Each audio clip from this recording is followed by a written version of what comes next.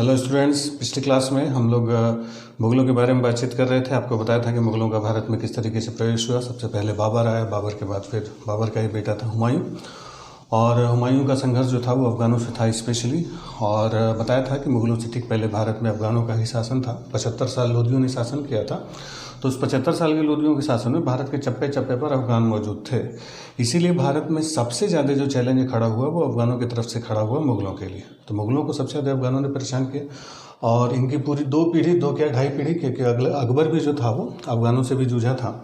तो इन अफ़गानों ने सबसे ज़्यादा मुग़लों को परेशान किया। उनकी 2 पीढ़ी पूरा अफ़गानों से जूझते भी निकल गई। और हुमायूं के समय एक समय ऐसा भी आया कि अफ़गानों ने हुमायूं को भारत से बाहर निकाल दिया, और 15 साल का समय जो था वो मुग़ल भारत से बाहर रहे।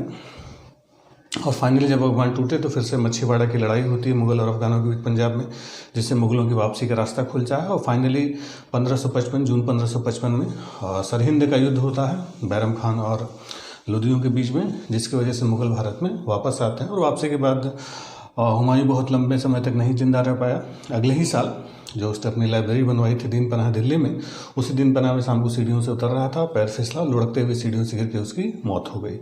लेनपुल ने इसी हुमायूं के बारे में लिखा था कि ये ऐसा बादशाह रहा जो पूरी ज़िंदगी लुढ़कते हुए जिया और लुढ़कते हुए मरा। हुमायूं के बाद इसका बेटा बादशाह बना अकबर। अकबर का जो टाइम पीरियड था 1556 टू 1605, 1556 से 1605। अभी जो अकबर था पूरा नाम इसका जलालुद्दीन मोहम्मद अकबर था। अकबर के नाम से बादशाह बना। तो अकबर की जो बादशाहियत है, उसके जो बादशाहियत के जो काम हैं, उसके कामों पर अकबर ने जो बाद में जो काम किए, अकबर की जो बाद में नीतियाँ रहीं, चाहे धार्मिक नीति रही, चाहे राजनीतिक नीतियाँ रहीं, उसकी सारी पॉलिसीज़ पर उसका अपना बचपन हावी था। बचपन हावी होने का मतलब है कि अकबर का जो बचपन था वो बाकी साधारण या बाकी आम बच्चों से बिल्कुल अलग गुजरा था। और वही बचपन में जो उसके दिलो दिमाग में जो चीज़ें थीं, उसी का असर उसने अपनी पूरी शासनकाल के दौरान उसकी सारी छवि दिखाई पड़ती है। तो अकबर का बचपन सबसे इम्पोर्टेंट हम लोग देखते हैं, क्योंकि अकबर की पैदाइश जो उस दौर में हुई थी जब हुमायूं को भारत से बाहर भगा दिया गया था। जब 1540 में कन्नौज की लड़ाई के बाद हुमायूं को भारत से बाहर भगाया था, तो भागते हुए वो एक शिया धर्म गुरु थे। शिया धर्म गुरु, हालांकि वो हिंदाल के गुरु थे, उन्हीं शिया धर्म गुरु के यहाँ हुमायूं ने शरण ली थी। और उन्हीं की जो बेटी थी हमीदा बानो बेगम, उससे हुमायूं ने शादी की। और उसके हुमायूं जो गुरु थे उनका नाम था मीर बाबा दोस्त। वो सूफी संत थे, शिया थे वो। तो मीर बाबा दोस्त की बेटी हमीदा बानो बेगम से हुमायूं की शादी हुई, और फिर वहाँ से भागते हुए एक अमरकोट के राणा वीरसाल थे। वीरसाल के घर में अकबर का जन्म हुआ, और उसको छोड़ के उसके माँ बाप फिर चले गए। तो ये भागने के दौरान में अकबर का जन्म हुआ था। तो जब हुमायूं भारत से भाग रहा था, तो जैसे भागने का मतलब हम लोग समझते हैं कि भाई सर पर पैर रख के झोला वोला लेके भागते चले जा रहे हैं, ऐसा नहीं होता था। बादशाह भाग रहे थे, भागते भागते शादी ब्याह बाल बच्चे पार्टी सार्टी सब होती चलती थी। तो वही भागने के दौरान जब हमीदा बानो बेगम से इसका निकाह हुआ, और 1542 में इसका जन्म होता है अकबर का। तो अकबर, जैसे बताया कि जो मुग़ल थे ये सारे के सारे सुन्नी मुसलमान थे, लेकिन अकबर की जो माँ थी वो शिया थी। यानी अकबर का बाप जो था हुमायूं, ये सुन्नी था, और अकबर की जो माँ थी हमीदा बानो बेगम वो शिया थी। और मुसलमानों में शियाओं सुन्नियों में बड़ी ज़बरदस्त टक्कर होती, बहुत जोरदार लड़ाई होती, शियाओं सुन्नियों में कभी नहीं पड़ती। जबकि अकबर के साथ ऐसा नहीं था। इसकी माँ शिया थी और पिता इसका सुन्नी था। और इसका जो गुरु था बैरम खान, जिसको इसका शिक्षक बनाया गया था, जो इसका गार्जियन था, वो भी पक्का शिया था। ठीक। और अकबर के जन्म के समय हुमायूं ने अमरकोट के राणा वीरसाल के घर में शरण ली हुई थी। तो राजपूतों के ही घर में अकबर का जन्म हुआ था। और इसको पैदा करने के बाद इसके माँ बाप यानी हमीदा बानो बेगम और हुमायूं दोनों इसको छोड़ के चले गए थे। तो शुरुआत में कुछ सालों तक हुमायूं को राजपूतों ने पाला पोसा। इसके बाद फिर अपने चाचा हिंदाल के पास गया, फिर कामरान के पास गया, कामरान के पास काबुल में ये रहा। बाद में जब हुमायूं ने कामरान के किले पर काबुल पर चढ़ाई की, तो कामरान ने अपनी जान बचाने के लिए जो अकबर बच्चा था उस समय, अकबर का हाथ पैर बांध के उसको किले की दीवार पर टंगवा दिया था। और जबकि हुमायूं की तोपें किले पर गोला बरसा रही थी अपनी जान बचाने के लिए कि भाई हुमायूं के बेटे को ही बांध के हम टांग देंगे तो हुमायूं तोप का गोला नहीं बरसाएगा। तो अपनी जान बचाने के लिए अकबर के चाचा ने ही उसका हाथ पैर बांध के किले की दीवार पर बाहर टंगवा दिया था। उसके चाचा ने उसको टंगवाया, और उसका बाप सामने से तोप के गोले बरसा रहा था। इसके बावजूद हुमायूं रुका नहीं और गोले बरसाता रहा। किस्मत अकबर की अच्छी थी कि उस दिन वो बच गया। तो अकबर ये बचपन से ही देख रहा था कि शिया सुन्नी हिंदू मुसलमान राजपूत सिख राजपूत और जो उसके अपने चाचा हैं, वो सब के सब राजनीति के तहत काम कर रहे हैं, सब के सब राजनीतिक समय पर राजनीतिक रूप से उसकी मदद कर रहे हैं या उसका विरोध कर रहे हैं। तो बचपन से ही समझ चुका था कि सारी कुछ राजनीति है। राजपूतों ने पाल पोस कर बड़ा किया, माँ इसके सिया है, बाप सुन्नी है। इसके खुद के अपने चाचा ने जब अपनी जान पर बनाई अपने उसके बाप के डर से, तो उसका हाथ पर बांध के किले पर टांग दिया, और इसके बाप ने किले के लालच में इसकी जान की परवाह नहीं की और किले पर गोला बरसाते रहा था। तो ये बचपन से देख रहा था कि सारी चीज़ें राजनीति होती है, वो धर्म और रिश्ते नाते का कोई मतलब नहीं होता। तो ये उसका बचपन ही इस दौर में गुजरा था, जिसकी वजह से जब ये बादशाह बना तो इन सारी चीज़ों को उसने हटा दिया। ये धर्म और जाति और सिया और सुन्नी का भेदभाव उसने ख़त्म करने की कोशिश की। हालांकि इसका जो बादशाहियत की शुरुआत थी वो भी बहुत बुरी हालत में शुरू होती। बहुत बुरी हालत में शुरू होने का मतलब है कि जब बाबर की मौत जब हुमायूं की मौत हुई थी, तो हुमायूं जब मरा था, ये दिल्ली में उसकी मौत हुई थी, तो उस समय मुग़लों की स्थिति कुछ खास ठीक थी नहीं, क्योंकि जो बैरम खां था, अकबर उस समय पंजाब में कलानौर के पास सिकंदर शाह सुर का सामना कर रहा था और उसके किले का घेरा डाले हुए था।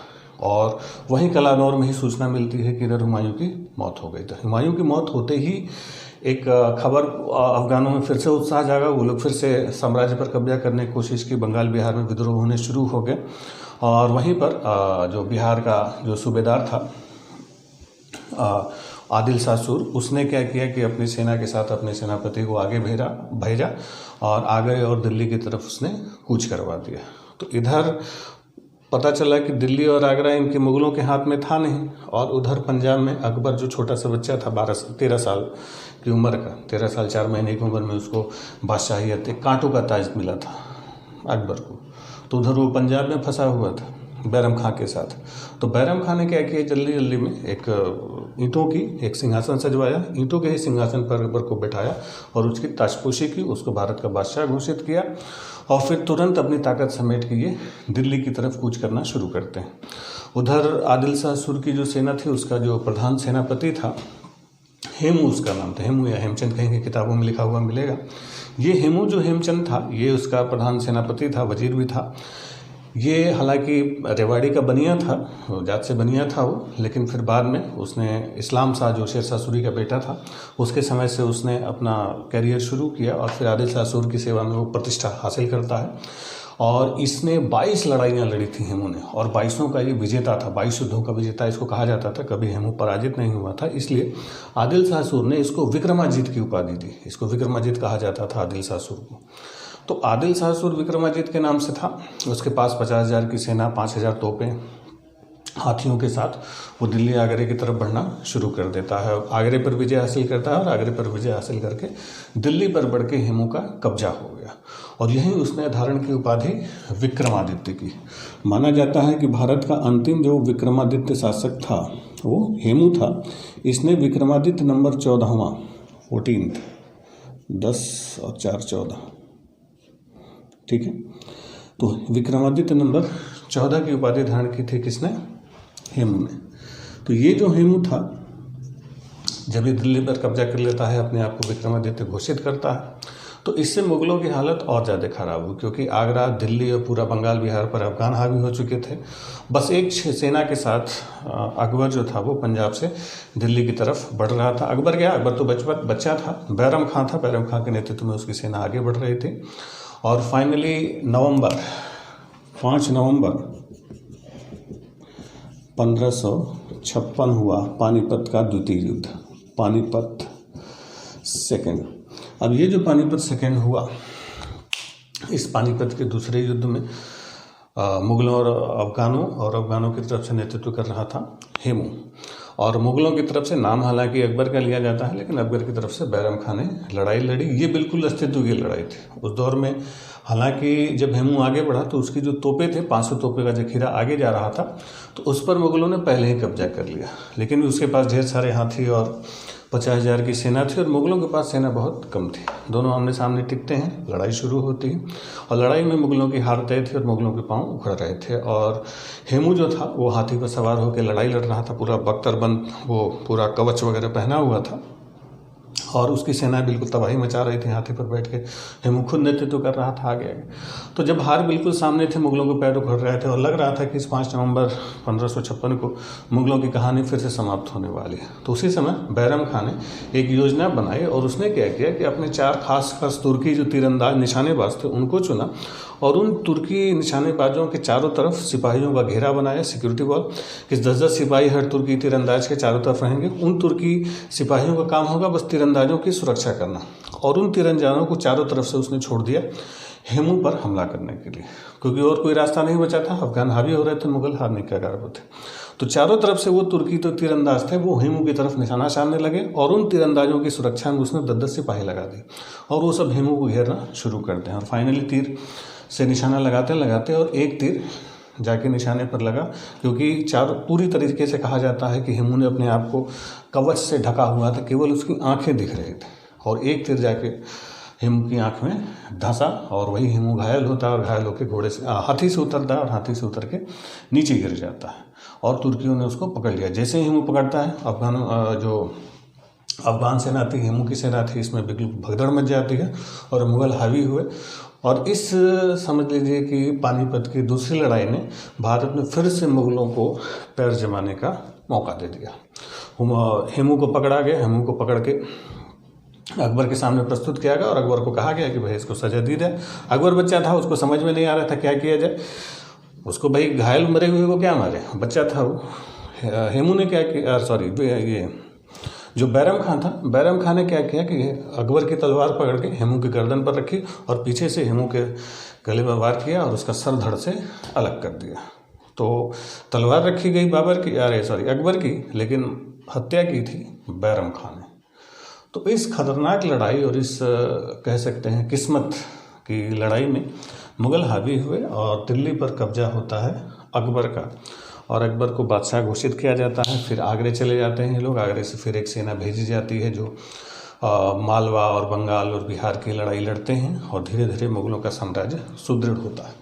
तो जब अकबर बादशाह बना 1556 में, तो पहला जो इसका समय था 1556 से लेके 1560 तक, ये जो 4 साल का समय था, इस समय अकबर क्योंकि अभी बच्चा था, अभी उम्र नहीं थी उसकी, तो ये पूरी तरीके से कहा जाता है कि अकबर का नहीं, एक्चुअली ये बैरम खां का शासन था, क्योंकि बैरम खान उसका गार्जियन था। तो अकबर केवल नाम मात्र का था, उसको बच्चा समझ के सारा काम बैरम खां खुद कर रहा था और सारे अभियानों का नेतृत्व करता था, और अकबर के बिल्कुल नहीं चलते थे, बस नाम का वो बादशाह था। हालांकि अकबर धीरे धीरे बड़ा हो रहा था, उसको चीज़ें समझ में आ रही थी। 13 साल की उम्र थी, 4 साल में 17 साल का हो गया था। लेकिन बैरम खां अपने हिसाब से चल रहा था, अकबर शासन को अपने हिसाब से चलाना चाह रहा था। तो इसलिए अब बैरम खां और अकबर में भी खटपट शुरू हो गई थी, थोड़ी टेंशन होनी शुरू हो गई थी। और दूसरी बात, जो अकबर के रिश्तेदार थे वो अकबर को भड़काना शुरू कर दिए, क्योंकि मुगल थे बेसिकली सुन्नी, और वो जो बैरम खां था ये था शिया। तो अकबर के सुन्नी रिश्तेदारों ने बैरम खां, क्योंकि शिया था, इसके खिलाफ अकबर को भड़काना शुरू कर दिया कि बैरम खां शियाओं को भी बढ़ावा देता है और अपने लोगों को, शियाओं को महत्वपूर्ण पदों पर तैनाती कर रहा है और सुन्नियों को हतोत्साहित कर रहा है। तो धीरे धीरे अकबर को भी समझ में आ रहा था और उसकी नीतियाँ पसंद भी नहीं आती थी अकबर को। अब सीधे सीधे, क्योंकि वजीर के पद पर था बैरम खां, सीधे सीधे उसका सामना करने की हिम्मत नहीं हो रही थी अकबर को।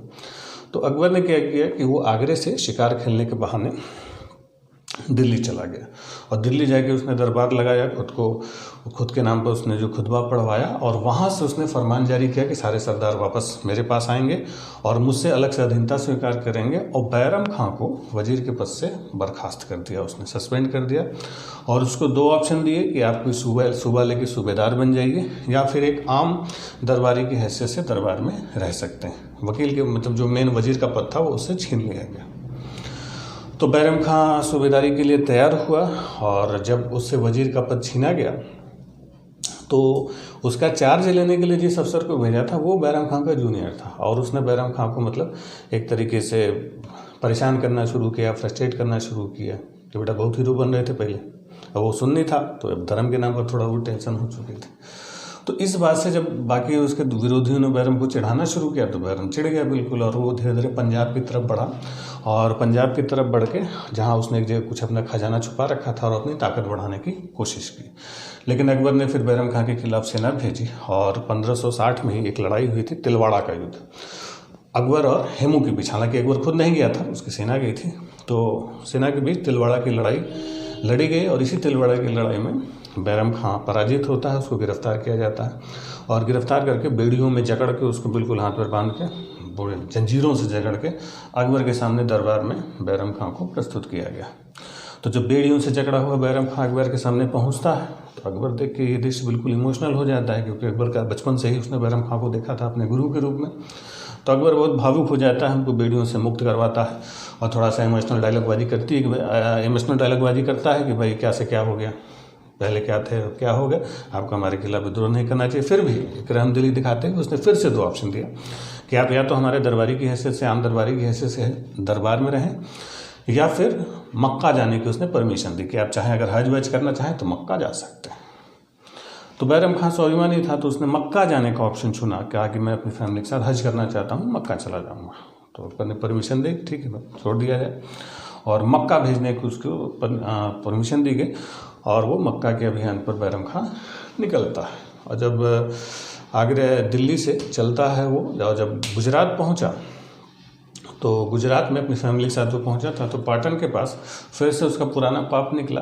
एक बार मच्छीवाड़ा के युद्ध में, क्योंकि अफगानों से इन सबों की बहुत टक्कर हुई थी, बहुत अफगानों को मारा था इसने, तो उसी में जिस एक अफगान सरदार की हत्या की थी उसी के बेटे के हत्थे चढ़ गया ये, और जिसकी हत्या बैरम खां ने की थी उसी के बेटे ने बैरम खां को मार डाला। पुराना पाप उसका निकल के सामने आया। तो मक्का पहुंचने से पहले ही गुजरात में पाटन के पास बैरम खां की हत्या हो गई। जब इस बात की सूचना अकबर को मिली तो बैरम खां की फैमिली को फिर आगरे लाया गया और उसकी जवान विधवा थी उससे अकबर ने खुद शादी की और उसके बेटे रहीम को उसने अपने दरबार में नवरत्नों में जगह दी, जिसको अब्दुल रहीम खाने खाना कहा जाता है। तो जो अब्दुल रहीम खाने खाना था वो इसी बैरम खां का बेटा था, ठीक है। तो उसको अपने नवरत्नों में बड़ी इज्जत बख्शी। खैर किसी तरीके से बैरम खां का शासन खत्म हुआ अकबर के ऊपर से। जब बैरम खां का समय खत्म हुआ तो अब अकबर के रिश्तेदार हावी हो गए, क्योंकि उन्हीं सबों ने अकबर को भड़काया था इसके खिलाफ। तो अकबर के रिश्तेदारों ने फिर मनमानी करनी शुरू कर दी और रिश्तेदारों में अकबर की जो धाय माँ थे जिसने अकबर को पाला पोसा था, अकबर को अपना दूध पिला के बड़ा किया था, उसका नाम था माहम अनगा। तो अब माहम अनगा जो थी वो शासन पर हावी होने की कोशिश करने लगी और जो दूसरा समय था 1556 से 1562, ये माहम अनगा का समझ लीजिए कि शासनकाल था। माहम अनगा और इसका एक बेटा था अधम खां। ये लोग अब शासन करने लगे और अकबर को गाइड करने लगे। मतलब इससे पीछे छूटा तो अब ये हावी हो गए। तो ये जो 2 साल का था, 60 था, 60 में ही खत्म हुआ था, 1560 से 62, जो 2 साल का समय था, ये समझ लीजिए किसी को महिलाओं का शासन या पर्दा शासन, कहीं कहीं कुछ इतिहासकार उसको पेटीकोट गवर्नमेंट भी कहते हैं कि महिलाओं ने शासन किया। जो इसके रिश्तेदार थे स्पेशली माहम अनगा, इस मनमानी करना शुरू की। तो अकबर को बच्चा समझ रहे थे लेकिन अकबर बड़ा हो रहा था। तो उसी में माहम अनगा जो बेटा था अदम खां, इसको लगता था कि हम भी बादशाह के बराबर के रुतबे के हैं, तो इसको एक बार मालवा के अभियान पर भेजा गया। तो मालवा के अभियान में जब ये गया वहाँ से बहुत सारा लूट मार करके आया था, दौलत लेके आया था। तो जैसे जो लूट का हिस्सा होता था खजाने में उसका पूरा हिसाब की किताब दिया जाता था कि भाई इतना खर्चा हुआ, इतना आमदनी हुई। तो जब खजांची ने इसे हिसाब किताब मांगा तो अदम खां ने हिसाब किताब देने से मना कर दिया।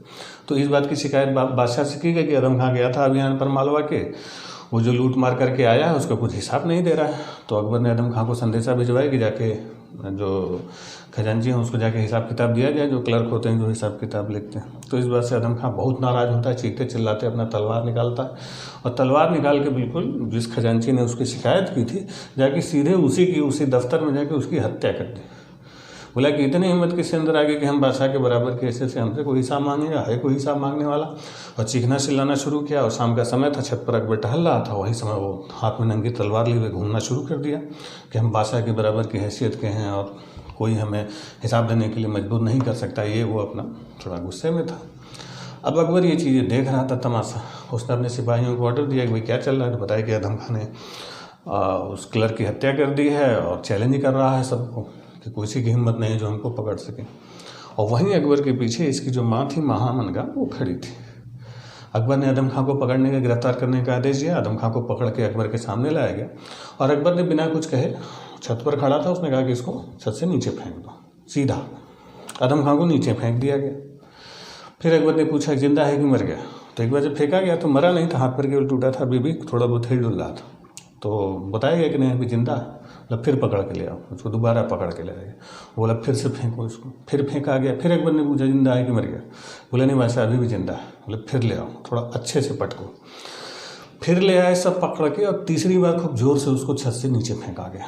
और तीसरी बार में जब वो मरा, तीसरी बार में जाके वो मर गया।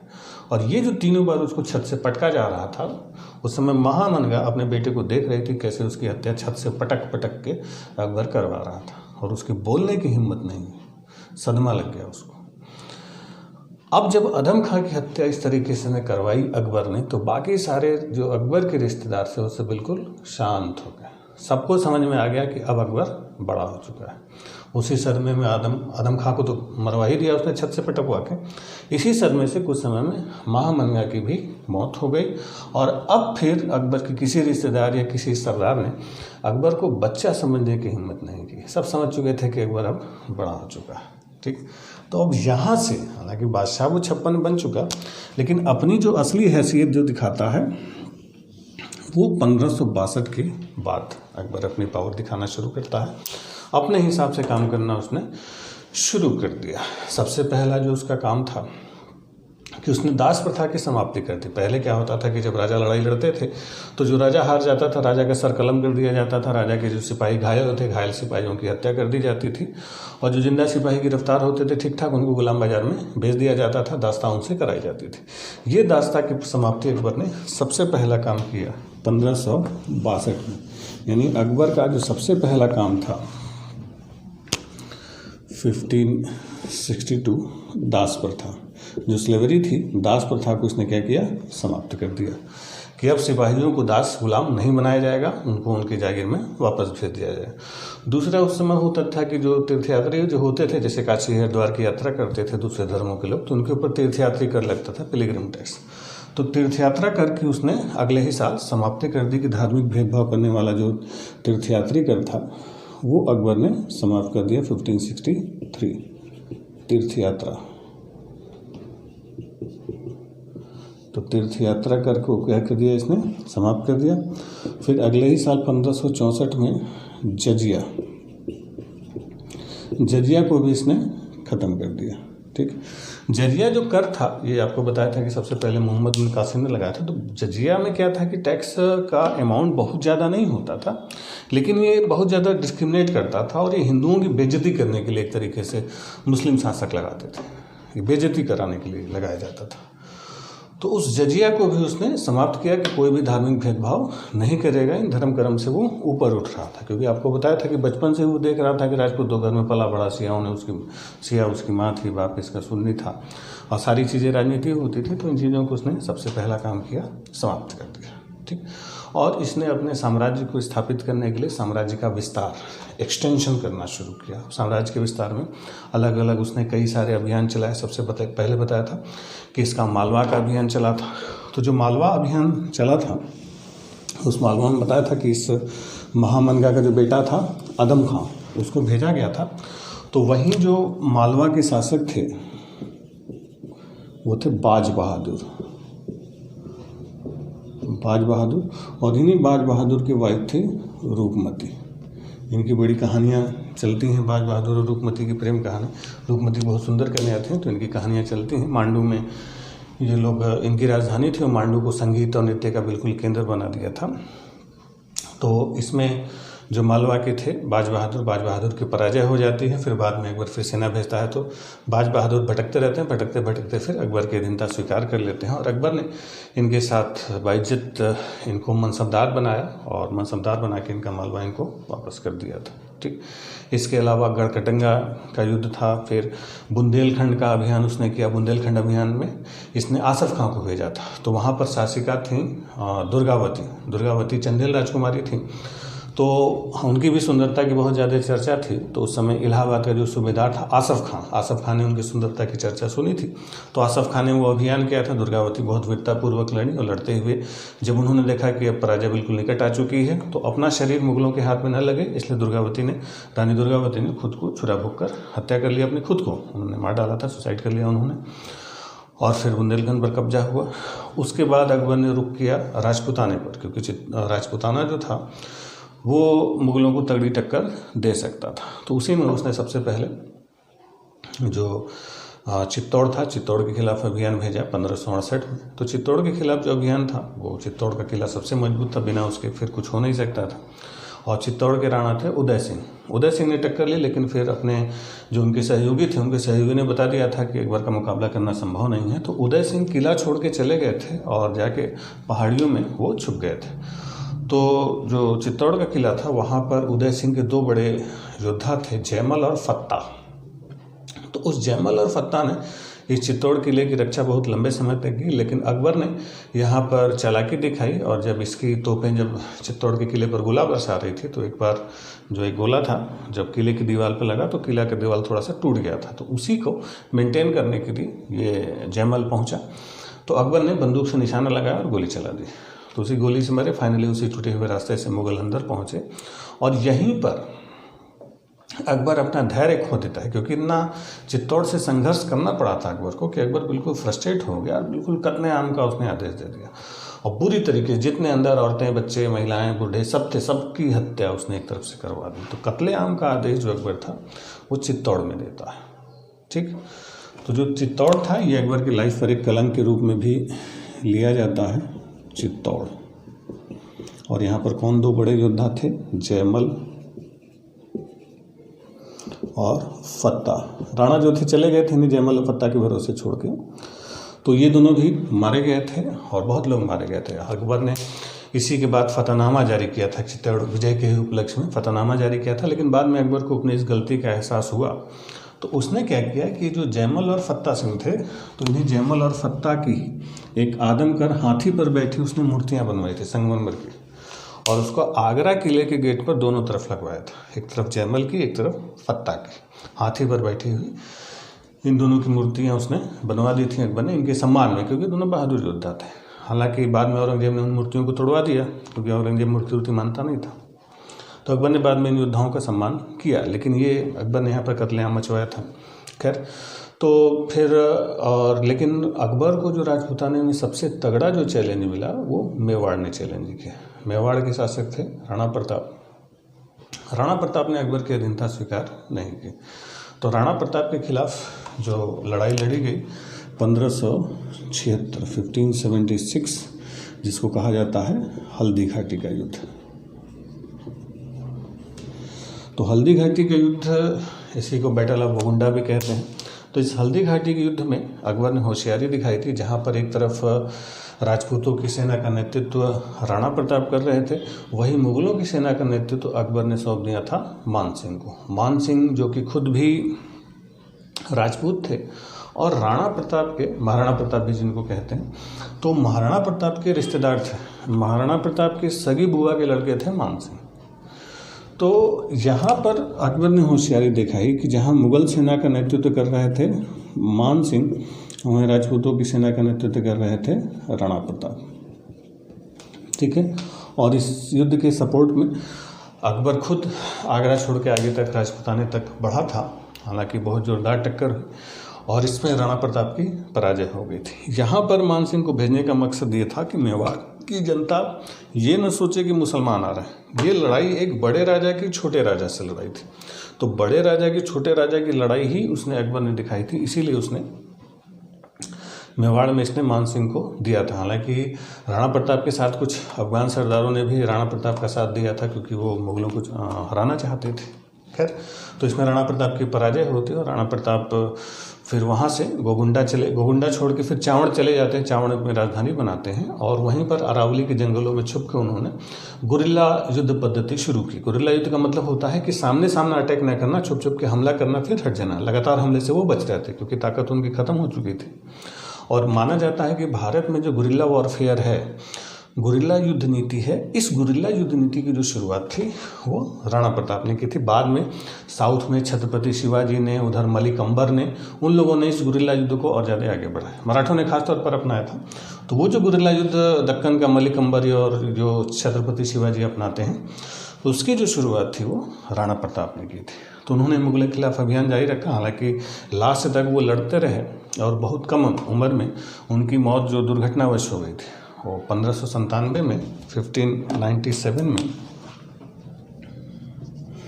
वो एक बहुत ही पुराना कड़ा सा धनुष हो गया था। तो वही कड़े धनुष की वो पतंचा चढ़ा रहे थे, उसका वो रस्सी बांध रहे, तब तक वो धनुष अचानक से टूट गया, उसी से वेव निकला और हार्ट अटैक हुआ और हार्ट अटैक से इनकी मौत हुई थी महाराणा प्रताप की।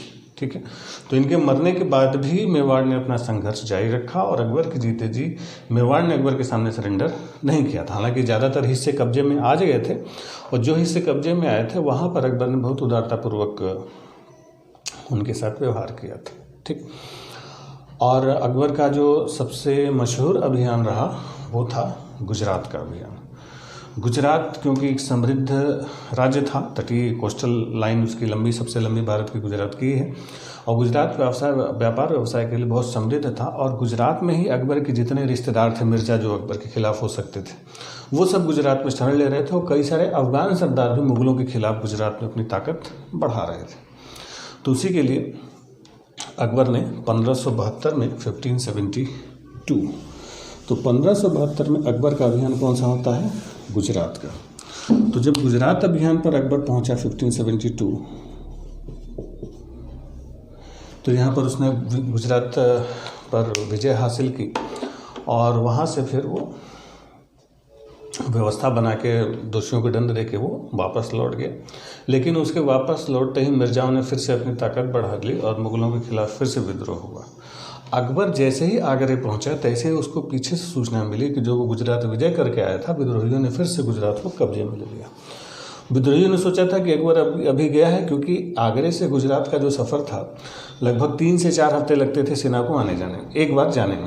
तो अकबर पहुंचा था तो विद्रोहियों को लगा था कि अभी तो गया है, 3-4 सप्ताह बाद ही आएगा। लेकिन जैसे ही अकबर को सूचना मिली कि गुजरात में फिर से विद्रोह हो गया, अकबर आगरा पहुंचते फिर से उल्टे पांव तुरंत वापस लौटा। और जिस अभियान में सोचिए 3 से 4 हफ्ते लगते थे, उस गुजरात पहुंचने में अकबर ने केवल 9 दिन लगाए। 9 दिन के अंदर घोड़े पर लगातार सफ़र करता हुआ घोड़े लागने से पूरी लाव लश्कर के साथ फ़ौरन वापस आई। इतनी तेज़ी से वो वापस आया कि उसके दुश्मनों को भी अंदाज़ा नहीं था कि अकबर इतनी तेज़ी से आ सकता है। औचक रह गया उस। अकबर ने फिर अभियान किया और गुजरात में उसने व्यवस्था स्थापित की, फिर से विजय हासिल की, विद्रोह को दबाया और वहाँ पर उसने शासन व्यवस्था दुरुस्त की। टोडरमैन को नियुक्त किया वहाँ की राजस्व व्यवस्था को ठीक ठाक करने के लिए। और वहीं पर गुजरात में ही 1572 में इसकी पहली बार मुलाकात होती है पुर्तगालियों से। जो पुर्तगाली थे उस समय तक आना शुरू हो गया था, तो पुर्तगालियों ने इसको गुजरात में वहीं पर प्रिंटिंग प्रेस वगैरह दिखाया था, नाव पर उसको सफ़र भी कराया था। पहली बार अकबर ने सागर देखा, समंदर देखा, ये सारी चीज़ें वो पहली बार देखता है। तो पुर्तगालियों ने बहुत सारी चीज़ें उसको दिखाई थी और पुर्तगाली उस समय भारत पर कब्जा करने का मतलब भारत पर नियंत्रण करने की कोशिश कर रहे थे, लेकिन मुगलों की ताकत के आगे उनकी दाल नहीं गल रही थी। तो अकबर को खुश करने के लिए उन सबों ने कई सारी चीज़ें दिखाई थी, जिसमें प्रिंटिंग प्रेस वगैरह भी दिखाया था। लेकिन अकबर क्योंकि पढ़ाई लिखाई में ज़्यादा इंटरेस्ट लेता नहीं था तो उसने ज़्यादा भाव नहीं दिया। ठीक है, खैर यही जब गुजरात विजय करके अकबर वापस आता है तो आगरे में शेख सलीम चिश्ती की दरगाह पर उसने एक दरवाज़ा बनवाया जिसको कहा जाता है बुलंद दरवाज़ा। तो जो बुलंद दरवाज़ा था वो अकबर ने क्यों बनवाया था? गुजरात विजय के उपलक्ष्य में। ठीक, चलिए इसके बाद अकबर ने और भी कई सारी विजय हासिल की। इसने 1574 से 76 तक दाऊद खां का जो विद्रोह था बंगाल बिहार का उसको शांत किया। फिर काबुल में 1581 में इसका एक अपना रिश्तेदार था मिर्ज़ा हाकिम, तो मिर्ज़ा हाकिम ने विद्रोह कर दिया। उस विद्रोह को दबाने के लिए अकबर खुद गया 1781 में और वहाँ पर उस विद्रोह को दबा के एक अकबर ने बहुत हैरत अंगेज काम किया और अपनी सौतेली बहन बख्तुन्निसा को उसने गवर्नर बना दिया। तो काबुल का गवर्नर एक महिला को अकबर ने अपॉइंट किया, वो उसकी सौतेली बहन थी बख्तुन्निसा। ठीक, तो ये काम भी अकबर करता है।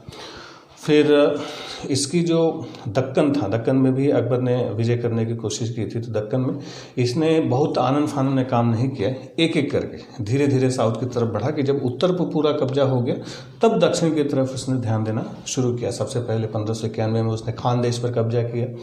फिर अहमदनगर 1597 1603 साल लगे अहमदनगर पर कब्जा करने के लिए, क्योंकि अहमदनगर की जो शासिका थी चांद बीबी, हालांकि शासिका नहीं थी, बहादुर शाह की वो संरक्षिका थी, विधवा थी। तो चांद बीबी ने बड़ी ज़बरदस्त टक्कर दी, लेकिन बावजूद अहमदनगर को मिला लिया गया। फिर अकबर की जो अंतिम विजय थी, फाइनल विक्ट्री, वो थी 1601 में असीरगढ़। असीरगढ़ का जो किला माना जाता था कि दक्षिण की तरफ, साउथ की तरफ जाने का रास्ता था, तो अकबर ने असीरगढ़ के किले पर 1601 में कब्जा किया और यही असीरगढ़ अकबर की अंतिम विजय थी। असीरगढ़ के बारे में कहा जाता है कि अकबर ने असीरगढ़ किले का जो ताला था वो सोने की चाबियों से खोला था। सोने की चाबियों से खोले का मतलब कि उसके किलेदार को घूस देके उसने किला खुलवाया था और उस पर कब्जा किया था। तो दक्कन में जब अकबर बढ़ा तो वो लगातार आगे तक नहीं बढ़ा। पहले जो क्षेत्र जीतता था उसको अपने कब्जे में मिला के वहाँ पर व्यवस्था दुरुस्त करता था, तब आगे की तरफ वो बढ़ता था। हालांकि असीरगढ़ के आगे वो नहीं बढ़ा। ठीक, चलिए। तो अकबर ने एक बहुत बड़ा साम्राज्य, एक बड़ा एम्पायर इस्टेब्लिश किया और इसकी जो नीति थी ये क्या करता था कि जैसे जब राजा से लड़ाई होती थी तो जिस राजा को पराजित कर देता था तो उसको पराजित करने के बाद उसको मारना काटता नहीं था। पहले राजा को घेरा डालता था, घेरा डाल के ऑफर देता था कि अगर आप हमारी अधीनता स्वीकार कर लेंगे तो आपको मारा काटा नहीं जाएगा, आपका राज्य आपको वापस दे दिया जाएगा और आपकी सेना आपके पास रहेगी। आप अपने बस सिक्के नहीं डालेंगे, सिक्के मुगलों के चलेंगे और आपको आपका एक आदमी हमारे दरबार में उपस्थित रहेगा और उसको मनसब दिया जाएगा और जिस सैनिक अभियान पर कहा जाए उस सैनिक अभियान पर आपको जाना पड़ेगा। बाकी सारी आपकी सेना, आपके राज्य आपके साथ रहेगी। तो बहुत सम्मानपूर्ण व्यवहार करता था और बोलता था अगर भरोसा नहीं है तो अगर लड़की वड़की हो तो शादी करने को भी तैयार रहता था। इस चक्कर में अकबर ने खूब शादियाँ की। सोचिए 20 से ज़्यादा तो उसकी राजपूत रानियाँ थी। तो जैसे सबसे पहले कछवाहा शासक थे भारमल, भारमल ने अकबर की अधीनता स्वीकार कर ली। तो जब कछवाहा शासक भारमल ने अकबर की अधीनता स्वीकार कर ली तो अकबर ने भारमल का राज्य उनको वापस कर दिया और उनके बेटे जो थे भगवान दास को अपने जो है कि अंडर लिया, अपने जो है कि मनसब दिया, उनको बढ़िया मनसबदार बनाया। और उनके पोते जो मान सिंह थे, भगवान दास के पोते थे मान सिंह को भी अच्छा ओहदा दिया अपने साम्राज्य में। तो जिस राजा ने उनके अकबर की अधीनता स्वीकार कर ली, अकबर ने उनको ओहदा दिया, अच्छा रुतबा दिया। और जो अधीनता नहीं स्वीकार किया, जैसे राणा प्रताप ने नहीं स्वीकार किया, तो उसके खिलाफ वो सैनिक अभियान भेजता है। तो धीरे धीरे करके वो अपने साम्राज्य को बढ़ाता चला गया। उसने क्या किया कि जैसे आपको बताया था कि जो राज्य व्यवस्थित करना था, तो इसने अपने जो मुगल एम्पायर था, जैसे इल्तुतमिश के समय बताया था कि छोटे छोटे इक्तोम बांटा था, इसने मुगल साम्राज्य को सूबों में बांटा था। जैसे भारत आज क्या है, राज्य देश है, तो भारत में 28 राज्य यानी 28 सूबे। अकबर ने अपने राज्य को किस में बांटा, सूबों में बांटा। इसके जो सूबे होते थे, सूबे का मतलब उस समय का राज्य होता था। तो अकबर के दौरान, अकबर के शासनकाल में शुरुआती दौर में 12 सूबे थे, जो बढ़ते बढ़ते अकबर की मौत तक 15 सूबे हो गए थे। यानी 15 राज्य थे अकबर के अंडर में, लास्ट तक आते थे, शुरुआत में 12 थे। ठीक। और यहीं पर अकबर ने इन पर कंट्रोल करने के लिए एक नई व्यवस्था बनाई जिसको कहा जाता है मनसबदारी। तो जो मनसबदारी था, इस मनसबदारी सिस्टम को इंट्रोड्यूस किसने किया था, अकबर ने किया था। इस मनसबदारी व्यवस्था को डिटेल में हम लोग देखेंगे जब मुगलों का प्रशासन पढ़ेंगे, एडमिनिस्ट्रेशन पढ़ेंगे, तो वहाँ पर मनसबदारी व्यवस्था को डिटेल में हम लोग देखेंगे। आगे अलग से टॉपिक होगा। उसमें जात और सवारों की व्यवस्था होती थी कि जो जात होती थी उनकी रैंक होती थी। जैसे 5000 की रैंक, 5000 की जात और 5000 सवार दे दिया, तो 5000 की उसका स्टेटस होता था और उसी के बराबर उसके घुड़सवार रखने होते थे और सैलरी उनको मिलती थी। ठीक, चलिए ये जात सवार के लिए आगे हम बताएंगे। तो ये जो मनसबदारी व्यवस्था थी ये अकबर ने ही शुरू की और इसमें मनसबदारों के अंदर सैनिक होते थे, सिपाहियों को उनको हमेशा ट्रेंड रखना होता था और उन्हीं के माध्यम से सैनिक अभियान चलाते थे। ठीक, चलिए अकबर की इस पर हम लोग डिटेल में आगे मुगलों के प्रशासन में चर्चा करेंगे। अकबर की जो धार्मिक नीति है उस पर भी चर्चा करना बहुत ज़रूरी है। अकबर ने धर्म कर्म के मामले में बहुत ज़्यादा इंटरेस्ट लिया। धर्म कर्म के मामले में इसको बहुत ज़्यादा रुचि होती थी, बहुत ज़्यादा इंटरेस्ट हुआ करता था। इसने अपने धार्मिक अभिरुचि के लिए 1575 में आगरे में एक इमारत बनवाई थी, 1575, इबादत खाना। तो इबादत खाना कहाँ बनवाया था, आगरा में 1575 में, 1575 में बनवाया था। तो ये जो इबादत खाना बनवाया था, इस इबादत खाने में इसने जो इसके इस्लामिक धर्म गुरु होते थे, जो मौलवी लोग होते थे, उनको बुलाता था, उसमें धार्मिक बहस करवाता था। नहीं, लोग धर्म की बात करते हैं, आत्मा परमात्मा इन सब चीज़ों की बातचीत करते हैं, तो धार्मिक बहस करवाता था, आत्मा परमात्मा इन सब चीज़ों की वो चर्चा करता था। ठीक, फिर और उन चर्चाओं में वो खुद भाग लेता था, खुद वो उपस्थित रहता था। फिर बाद में देखा कि जो मौलवी लोग थे, जो मुल्ले लोग थे, वो उसके जो धार्मिक जो उसकी जानकारियाँ, जो ज्ञान वो हासिल करना चाहता था, उससे संतुष्ट नहीं होता था, क्योंकि उनमें भी आपस में बहुत ज़्यादा मतभेद होता था। तो मुल्ले पता चला धार्मिक बहस करते करते वो सब आपस में उलझ जाते थे, मारामारी कर लेते थे, लड़ाई झगड़ा कर लेते थे, चीखना चिल्लाना शुरू कर देते थे। इस बात से अकबर बहुत ज़्यादा नाराज हुआ।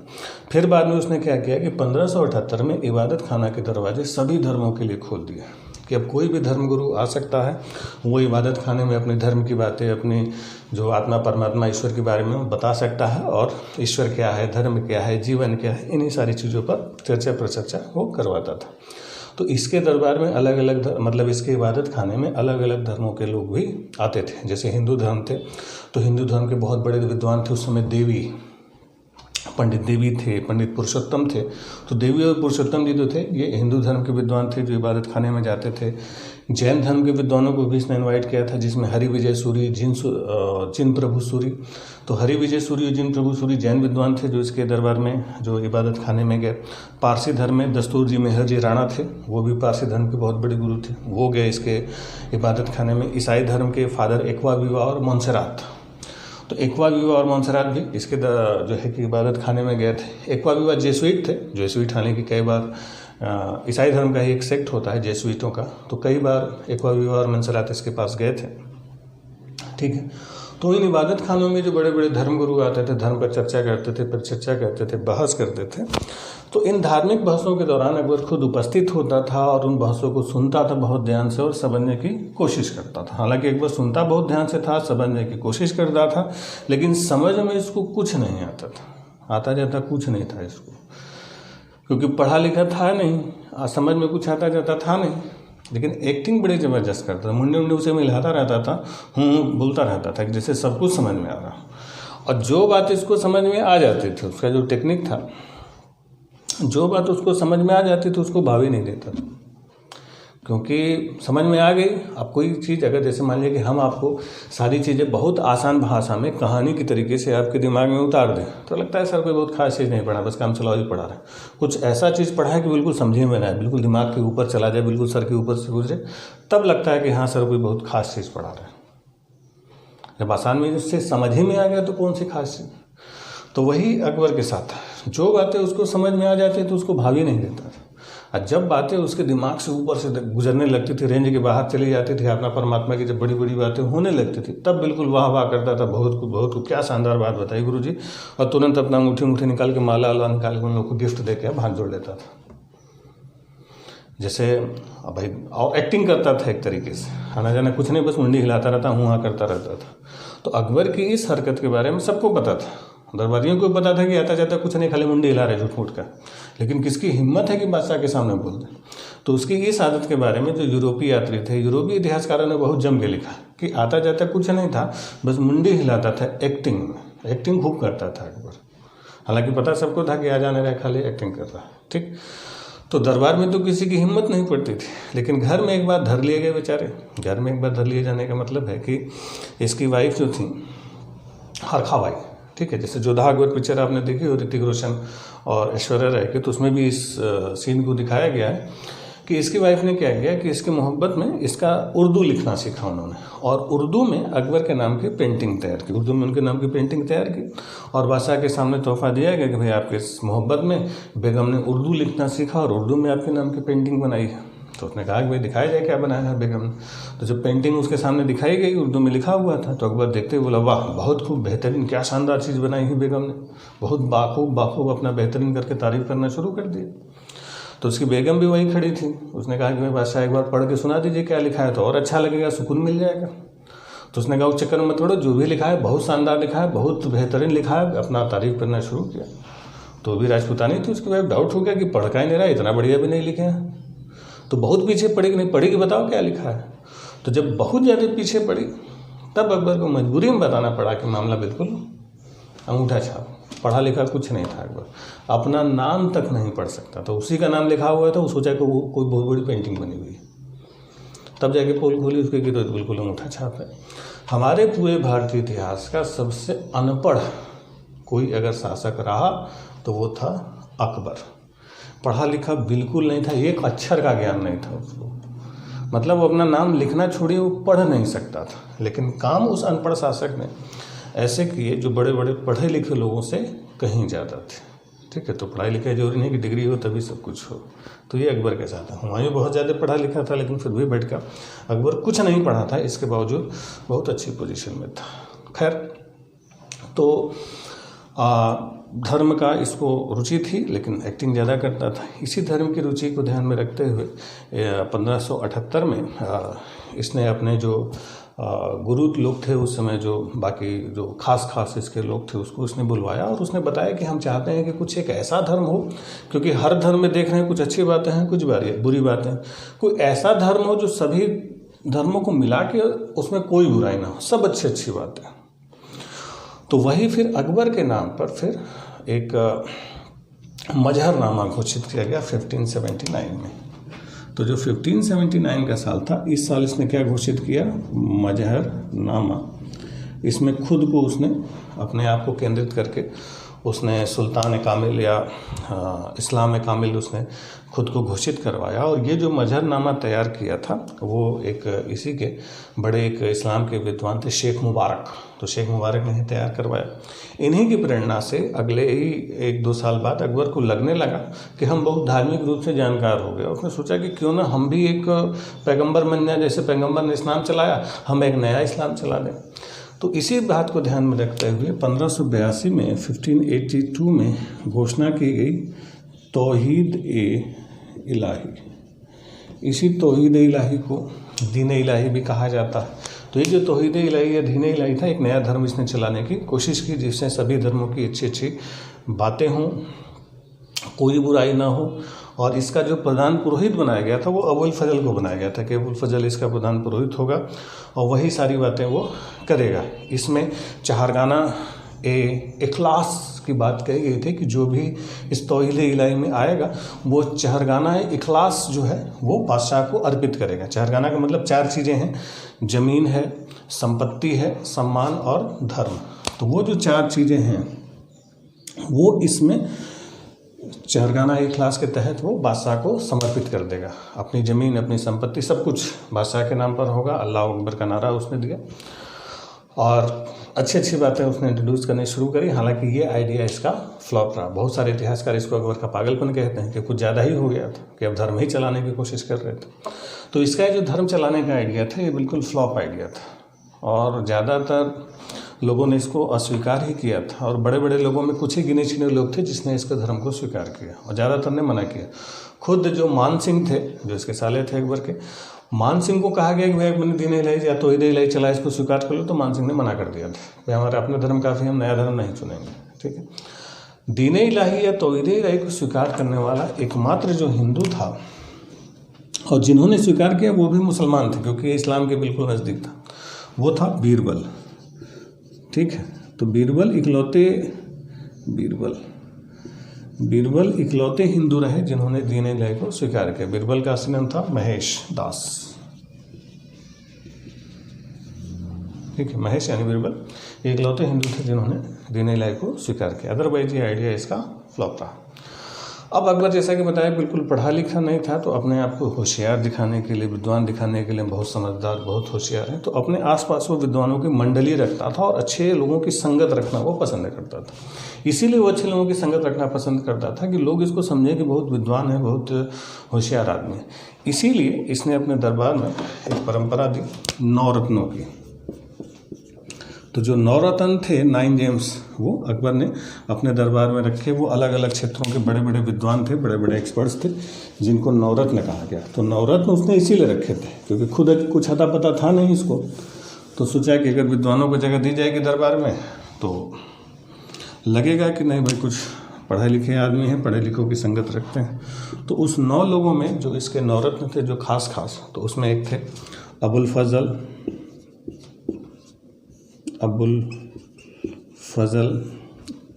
एक थे फैजी। ठीक, तो ये लोग बहुत बड़े विद्वान थे, इस्लाम के बड़े जानकार थे। अबुल फजल, इसी अबुल फजल ने आईने अकबरी लिखी थी। फैजी जो था, फैजी ने गीता का और महाभारत का इसका फारसी, पर्शियन में ट्रांसलेशन तैयार किया था। ठीक, इसके अलावा तानसेन थे, तानसेन बहुत बड़े सिंगर थे। तानसेन ये ग्वालियर के थे और इनका असली नाम था रामतनु पांडे। रामतनु पांडे। तो रामतनु पांडे किसका असली नाम था? तानसेन का। और ये कहाँ के थे? ग्वालियर के थे।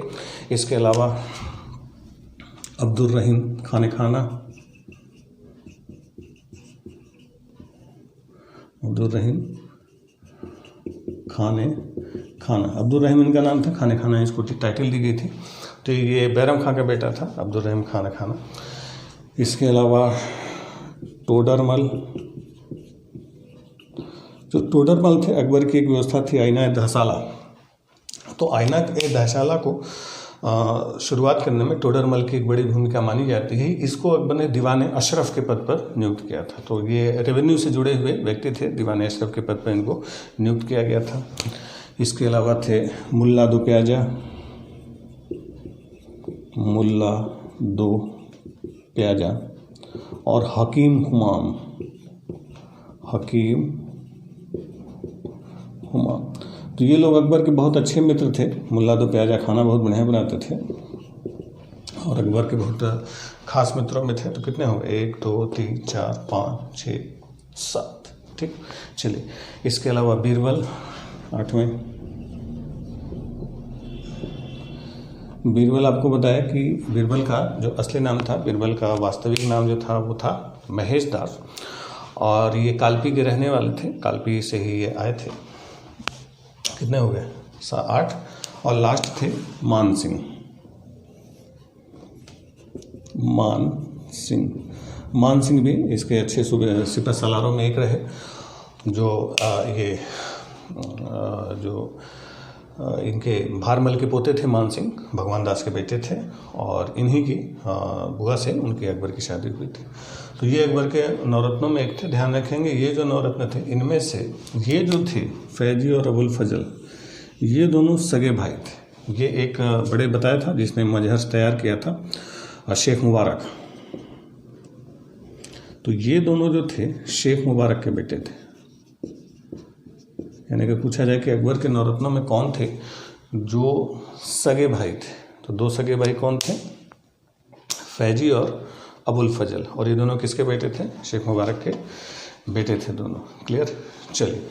तो और शेख मुबारक कौन था? बताया था कि जिसने मजारनामा अकबर के लिए तैयार किया था। तो ये अकबर के नवरत्न थे जिसने अकबर के ये नवरत्नों की परंपरा इसीलिए शुरू की थी कि अकबर को पढ़ा लिखा नहीं था तो विद्वानों की मंडली वो दिखाता था। खैर, तो अकबर का शासनकाल बहुत सारे उपलब्धियों से भरा हुआ एक स्थायित्व का काल था।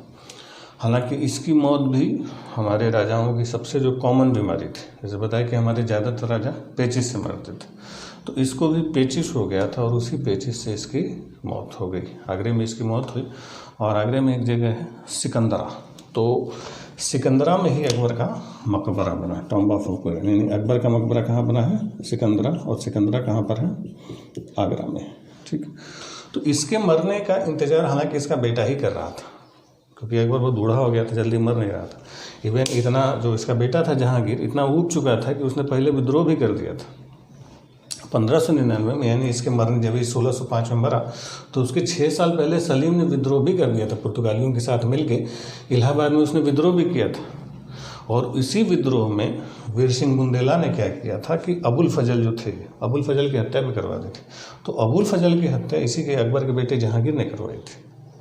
इतना वो ऊब गया था क्योंकि अकबर का शासनकाल आप देख रहे हैं लगभग 49-50 साल तक इसने शासन किया। तो जहांगीर चाहता था जल्दी जल्दी बादशाह बनना, तो इसलिए उसने विद्रोह भी किया था पुर्तगालियों के साथ मिलकर। उसी जहांगीर के विद्रोह में अबुल फजल की हत्या हुई थी। ठीक है, चलिए। खैर, अकबर की मौत के बाद इसका बेटा बना जहांगीर। अब जहांगीर के शासन के बारे में हम लोग अगले क्लास में चर्चा करेंगे। Thank you.